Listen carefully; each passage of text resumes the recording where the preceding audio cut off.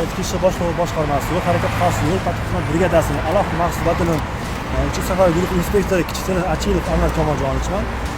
Bobur ko'chasi maxsus tadbirda jalb qilingan shu ko'chaga o'sha paytda bular xavfsizlik kamari uchun to'xtatilganda hatto xavfsizlik kamari taqmagani aniqlandi. O'sha paytda keyin hujjatni tekshirish jarayonida majburiy sug'urta polisda ism-shariflar kiritilmagani aniqlandi.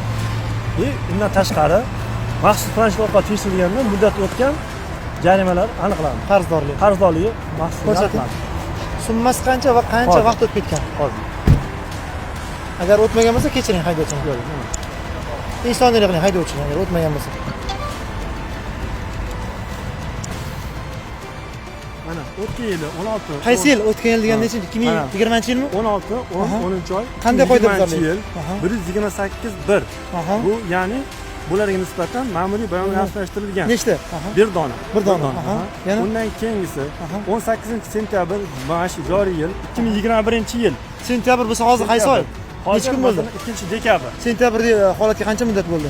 Buni agar hisoblaydigan bo'lsangiz 18-noyabrda 60 kundan o'tib ketgan. 60 kundan oshib bo'lgan. Ikkinchisi bu. Bugun necha sana? Joriy yilning 2-dekabr kuni 2021-yil. Hozir demak sentyabr bo'lsa, oktyabr, noyabr, dekabr oy boshlanmadi. 3-oy boshlandi. 3 oy demak to'lash uchun imkoniyat bo'lgan bularga berilgan. Lekin amalga oshirmagan shu paytgacha. Qolganlari bular 3-noyabrda bu hali bor sabablari, amal qilish muddatlari. Bunday 8. Yana nechta bor ekan? Bundan tashqari yana hurmatli haydovchimizda. Haydovchi 23-noyabrda ham Yo, srok o'tgani bitta dona. Srok ogohlantirib qo'yaman. Yo, ogohlantirish bilaman men, aka. Rasman jami nechta? Jami nechta shu kungacha demak qoidabuzarlik to'lanmasdan 5 ta qoidabuzarlik aniqlangan. Shundan ikkitasi amal qilish muddati o'tib ketgan. Yosh bolaga necha kishi turibdi? Necha yoshsiz? 30 ga kiryapman. Yana keladi keladi shuncha keladi. Kelishsin, aka. Keladi. Yosh bolasiz. Просто bitta narsani bilaylik, aka. Maktab o'quvchisi yosh bola bo'ladi. Hozir lavozimdadir sizda. Ertaga ketganda просто ertaga hayot aylanib qolmasin.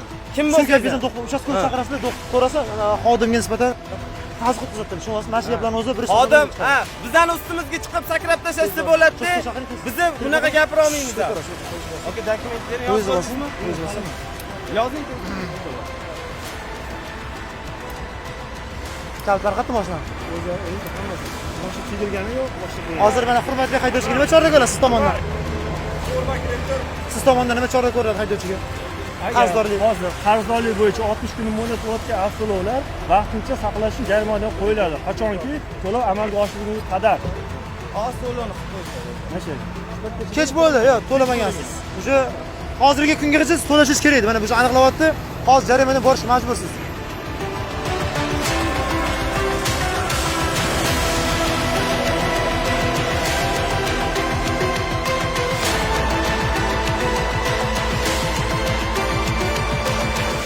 Avtobus bu, turbo emas bu, bilasizmi? 186 ot kuchi. Turbolar 253 bo'ladi, bilasizmi, ot kuchi. Buni ishlab chiqaruvchi korxona tomonidan bitta gulishitl bo'ladi. Siz yasamay ikkinchi gulishitl o'z boshimchalik bilan qildirgansiz. O'zi qilingan. Kim qilgan? Siz sotib olganingiz shunaqami? Salondan ham adashmayapsizmi? Bunaqa bo'lmaydi bu.